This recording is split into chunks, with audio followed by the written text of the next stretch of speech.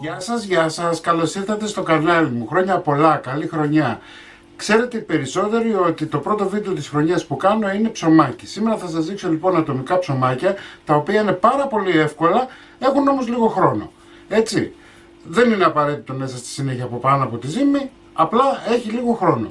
Λοιπόν, μην ξεχνάτε να κάνετε κοινοποίηση στα βίντεό μου, να κάνετε γραφούλα στο κανάλι μου, ό,τι θέλετε να έρθετε στις ομάδες μας, μαγειρικές απολαύσεις και Γιώργο Ζόλης μαγειρικές απολαύσεις. Γράψτε μου ένα σχόλιο αν σας άρεσε η συνταγή ή αφήστε μου μια καρδούλα γιατί με βοηθάτε πάρα πολύ με αυτό. Και τώρα πάμε να σας δείξω την εκτέλεση και τα υλικά. Η δοσομετρική κούπα που θα σας δώσω είναι αυτή εδώ, είναι 250 γραμμάρια, είναι περίπου ένα φλιτζάνι του Nescafé, έτσι. Τη μετράμε πάντα με νερό και όχι με στερεά υλικά, γιατί καταλαβαίνετε ότι δεν θα είναι το ίδιο. Λοιπόν, έχω βάλει σε ένα πυρέξ 8 κούπες αλεύρι για όλες τις χρήσεις, 1200 γραμμάρια. Εδώ έχω 2 φακελάκια ξερή μαγιά, εδώ έχω 20 γραμμάρια αλάτι, μία κουταλιά της σούπας. Εδώ έχω 30 γραμμάρια ζάχαρη, 2 κουταλιές της σούπας, μπορείτε να μειώσετε αν θέλετε, έτσι, σε ένα κουταλάκι του γλυκού, όσοι δεν θέλουν καθόλου ζάχαρη. Θα ανακατέψω λιγάκι. Οπότε αν θέλετε να κάνετε κανονικά τη συνταγή που σας δείχνω, θα βάλετε 2 κουταλιές της σούπας ζάχαρη. Αν δεν θέλετε και θέλετε να την μειώσετε, μπορείτε να βάλετε μέχρι ένα κουταλάκι του γλυκού, αλλά σίγουρα να ξέρετε ότι δεν θα έχει το ίδιο αποτέλεσμα. Έτσι. Και εδώ έχω 4 κούπες νερό, είναι 1 κιλό.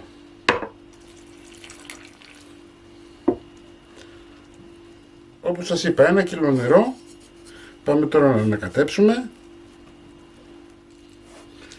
Λοιπόν, αφού ανακατέψαμε καλά, θα το απλώσουμε στο πυρέξ μας. Θα βάλουμε μεμβράνη και θα το αφήσετε τώρα να ξεκουραστεί για 30 λεπτά. Πέρασε μισή ώρα. Κοιτάξτε πως έχει φουσκώσει. Ανοίγεται και θα βάλουμε 4 κουταλιές της σούπας ελαιόλαδο. Είναι 60 γραμμάρια. Με το χεράκι σας θα βάλετε, βλέπετε τι κάνω, παίρνω λίγο λαδάκι και τώρα θα κάνετε αυτό το πράγμα. Την πρώτη φορά, επειδή θα έχουμε κολλήματα κάτω, καλό είναι να το κάνετε με μία μαρίζ, να ξεκολλήσει από κάτω και να πάει το λάδι παντού, ούτως ώστε να μην έχετε θέματα αργότερα, γιατί αυτό το πράγμα που κάνουμε τώρα θα το κάνουμε άλλες 2 φορές. Βέβαια δεν θα περιμένουμε μισή ώρα, το απλώνουμε.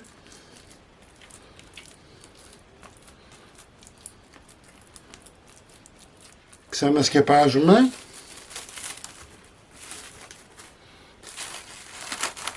Και τώρα θα μου το αφήσετε 15 λεπτά. Εντάξει.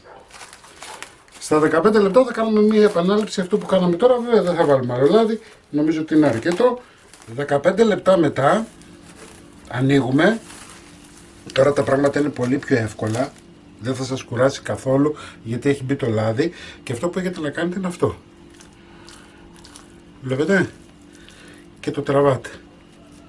Το ίδιο θα κάνουμε και από εδώ. Το τραβάμε και το μαζεύουμε. Το ίδιο θα κάνουμε και από εδώ. Βλέπετε.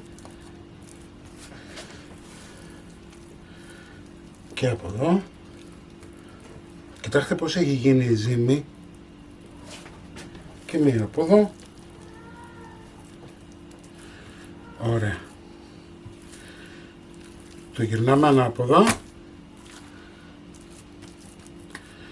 Το απλώνουμε να πάει πάλι παντού.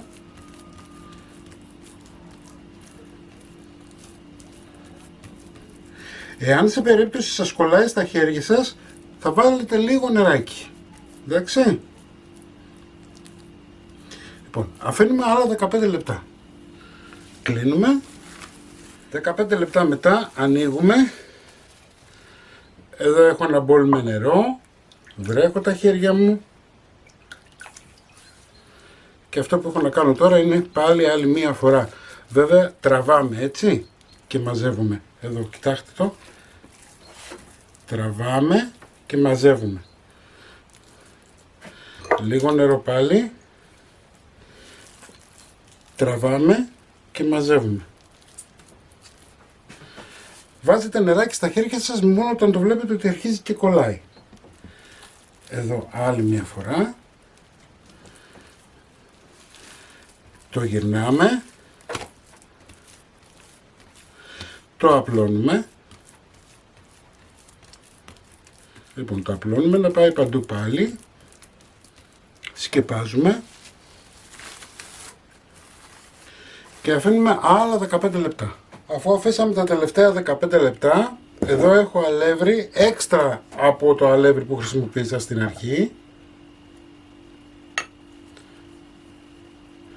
Θα αλευρώσω καλά τον πάγκο μου.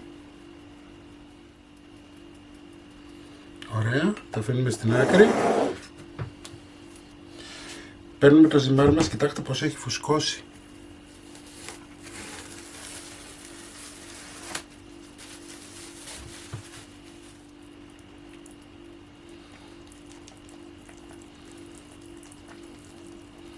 Δεν κάνετε τίποτα, απλά το κρατάτε και αυτό θα ξεκολλήσει μόνο του. Βλέπετε?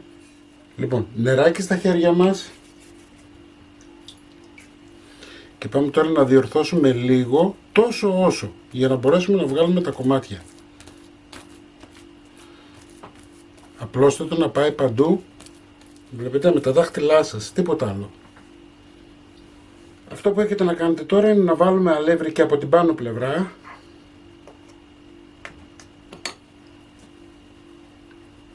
Σε ένα ταψί έχω βάλει λαδόκολλα και αυτό που έχω να κάνω τώρα είναι να κόψω.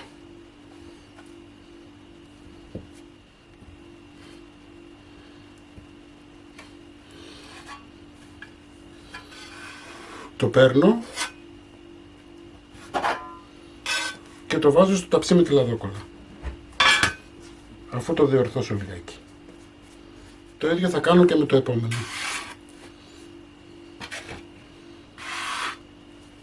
Σε αυτό το σημείο, βλέπετε είναι έτοιμο, σε αυτό το σημείο ανάβετε το φούρνο σας 200 βαθμούς αντιστάσεις. Μόλις ζεσταθεί φουρνίζετε για 25 λεπτά περίπου. Έτσι. Τα πρώτα ψωμάκια μου βγήκανε, είναι έτοιμα. 12 κομμάτια έβγαλα εγώ, έτσι. Γίνονται φανταστικά, είναι κρούτσου κρούτσου. Λοιπόν, μην ξεχνάτε να κάνετε κοινοποίησεις στα βίντεο μου, να κάνετε γραφούλα στο κανάλι μου. Ό,τι θέλετε να έρθετε στις ομάδες μας, Μαγειρικές Απολαύσεις και Γιώργος Ζόλης Μαγειρικές Απολαύσεις. Και εμείς θα τα ξαναπούμε σύντομα με ένα επόμενο βίντεο. Γεια και χαρά σας.